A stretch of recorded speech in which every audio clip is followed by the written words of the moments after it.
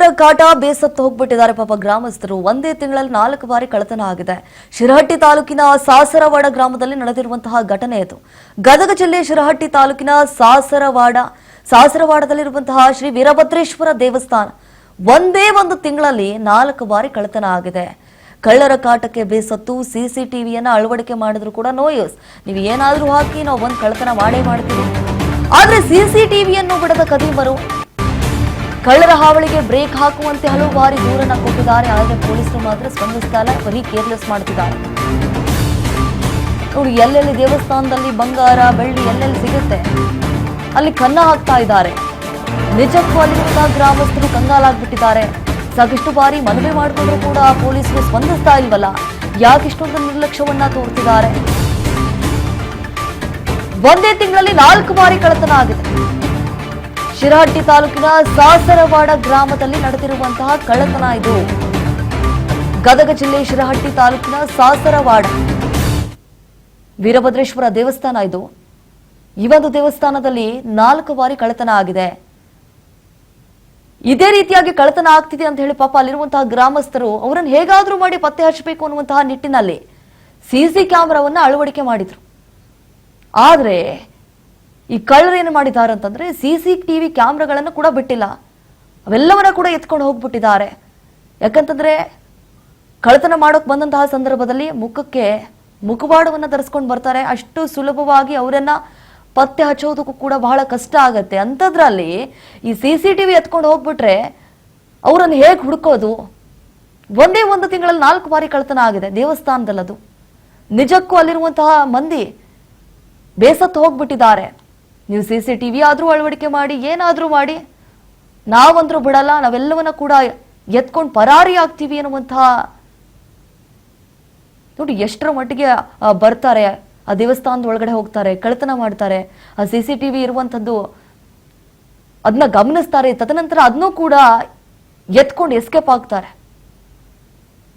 ಅಲ್ಲಿರುವಂತಹ ಗ್ರಾಮಸ್ಥರು ಸಾಕಷ್ಟು ಬಾರಿ ಮನವಿ ಮಾಡ್ಕೊಳ್ತಿದ್ದಾರೆ, ಇದಕ್ಕೆ ಬ್ರೇಕ್ ಹಾಕಿ, ಇದಕ್ಕೆ ತೆರೆ ಎಳೆಯಿರಿ. ಆ ಬೀಗ ಒಡೆದು ದೇವಸ್ಥಾನದ ಒಳಗಡೆ ನುಗ್ಗಿ ಆ ದೇವಸ್ಥಾನದಲ್ಲಿರುವಂತಹ ಬಂಗಾರ ಬೆಳ್ಳಿ ನಗದು ಎಲ್ಲವನ್ನ ಕೂಡ ದೋಚ್ಕೊಂಡು ಹೋಗ್ತಾರೆ. ಕಳ್ಳರ ಹಾವಳಿಗೆ ಬ್ರೇಕ್ ಹಾಕುವಂತೆ ಹಲವು ಬಾರಿ ದೂರು ಕೊಟ್ಟರು ಕೂಡ ಪೊಲೀಸರು ದೂರನ್ನ ತಗೊಳ್ಕೊಳ್ಳ.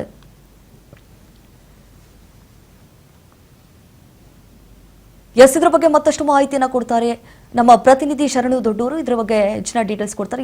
ಶರಣು ದೊಡ್ಡೂರು, ನಾವು ಗಮನಿಸಿದಾಗೆ ಒಂದೇ ಒಂದು ತಿಂಗಳಲ್ಲಿ 4 ಬಾರಿ ಕಳ್ಳತನ ಆಗಿದೆ ಅಂತ ಗ್ರಾಮಸ್ಥರು ಆರೋಪ ಮಾಡ್ತಿದ್ದಾರೆ. ಎಷ್ಟೇ ಬಾರಿ ದೂರು ಕೊಟ್ಟರು ಯಾಕೆ ಪೊಲೀಸರು ಇಷ್ಟರ ಮಟ್ಟಿಗೆ ನಿರ್ಲಕ್ಷ್ಯವನ್ನ ಮೆರೆತಿದ್ದಾರೆ ಅಂತ ಹೇಳಿ?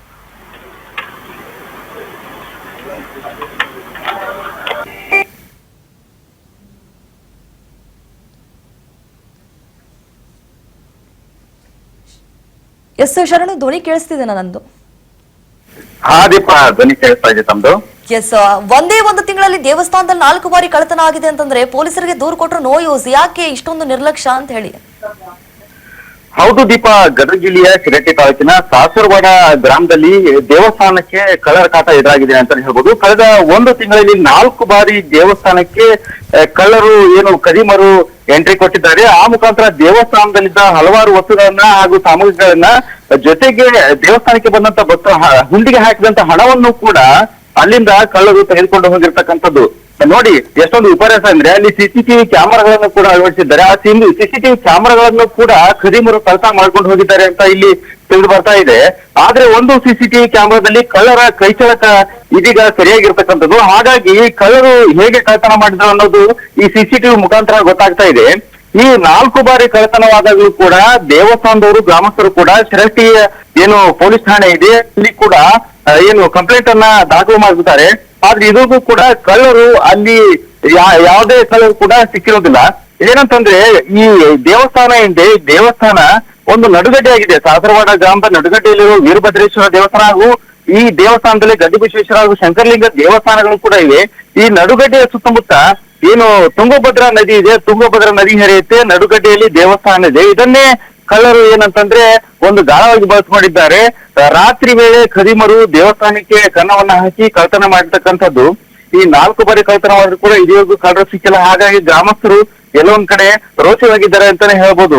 ನಾಲ್ಕು ಬಾರಿ ಒಂದೇ ದೇವಸ್ಥಾನಕ್ಕೆ ಕಳ್ಳತನ ಮಾಡ್ತಾರೆ ಅಂತಂದ್ರೆ ಕಂಪ್ಲೇಂಟ್ ಕೊಟ್ಟರು ಕೂಡ ಇದುವರೆಗೂ ಯಾವುದೇ ಈ ಕ್ರಮ ತೆಗೆದುಕೊಳ್ಳದೆ ಇರೋ ಕಾರಣಕ್ಕಾಗಿ ಗ್ರಾಮಸ್ಥರು ಕೂಡ ಈಗಾಗಲೇ ಬೇಸರವನ್ನು ವ್ಯಕ್ತಪಡಿಸಿರ್ತಕ್ಕಂಥದ್ದು. ದೀಪಾ, ಶರಣು ತಾಗಿ ತಮ್ಮ ಮಾಹಿತಿಗಾಗಿ.